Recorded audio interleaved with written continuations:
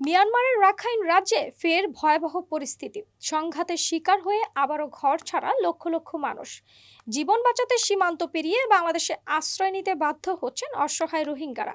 এই পরিস্থিতিতে জাতিসংঘের শরণার্থী বিষয়ক সংস্থা ইউএনএইচসিআর বাংলাদেশ সরকারের প্রতি নতুন করে বাস্তুচ্যুত হওয়া 1,13,000 রোহিঙ্গাকে আশ্রয় দেওয়ার জন্য জরুরি আহ্বান জানিয়েছে।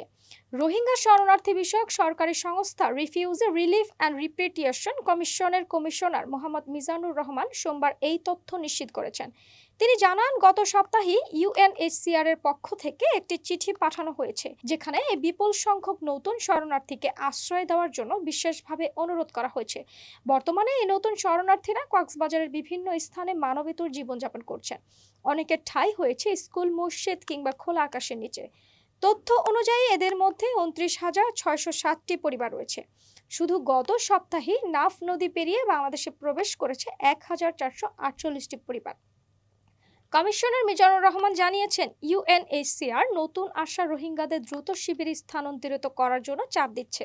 তবে বাংলাদেশ সরকার এখনও এ বিষয়ে কোনো চূড়ান্ত সিদ্ধান্ত নেয়নি, কারণ ক্রমাগতভাবে রোহিঙ্গাদের আশ্রয় দিতে থাকলে দীর্ঘমেয়াদী প্রত্যাবাসন প্রক্রিয়া আরও কঠিন হয়ে পড়তে পারে বলে মনে করছেন সরকার।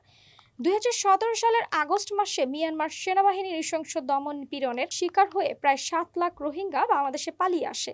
এরপর কক্সবাজারের কুতুপালংয়ে গড়ে ওঠে বিশ্বের বৃহত্তম শরণার্থী শিবির, যেখানে বর্তমানে 15 লক্ষের বেশি রোহিঙ্গা বসবাস করছেন।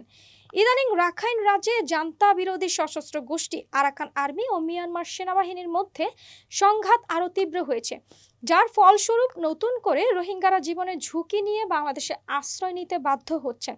বিশেষজ্ঞরা আশঙ্কা করছেন, এই সংঘাত আরও বাড়লে ভবিষ্যতে আরও বিপুল সংখ্যক রোহিঙ্গা সীমান্ত পেরোতে পারে, যা বাংলাদেশের জন্য একটি নতুন মানবিক বিপর্যয় ডেকে আনতে পারে। বাংলাদেশ সরকার শুরু থেকে রোহিঙ্গাদের টেকসই প্রত্যাবাসন নিশ্চিত করার জন্য আন্তর্জাতিক সম্প্রদায়ের কাছে জোরালো আহ্বান জানিয়েছে।